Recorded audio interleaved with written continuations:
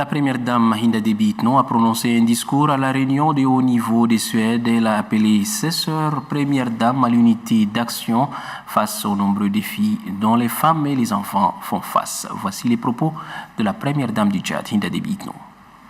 Les défis en matière de développement sont importants pour l'Afrique et pour la région du Sahel. Certes, la région enregistre un recul rapide de la mortalité infantile et une hausse du taux de scolarisation des filles. Ces avancées significatives sont impulsées par un engagement politique prononcé dans les hautes sphères décisionnelles de nos républiques.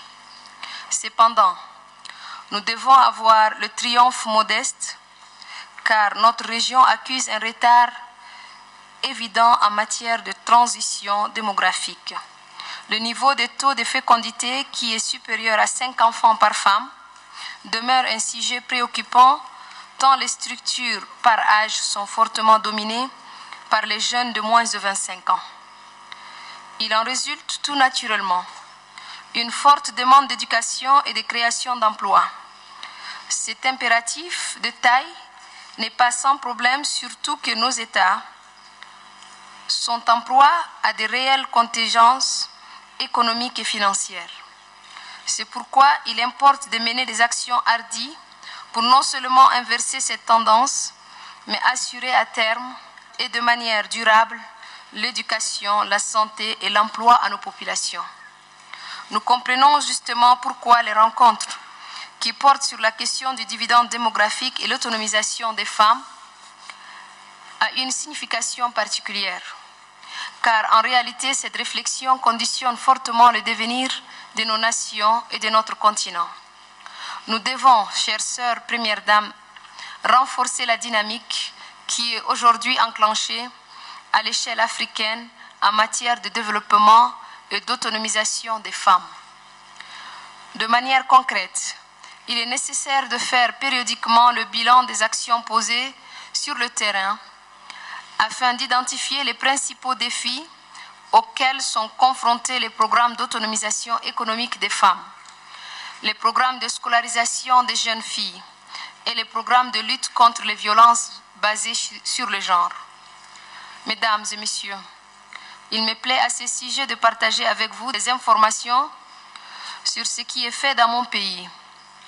À cette date, un certain nombre d'actions déterminantes ont été réalisées, à savoir la promulgation d'une loi interdisant le mariage des enfants, l'adoption par l'Assemblée nationale d'un projet de révision du Code pénal tchadien qui réprime toutes sortes de violences basées sur le genre conformément aux instruments juridiques internationaux.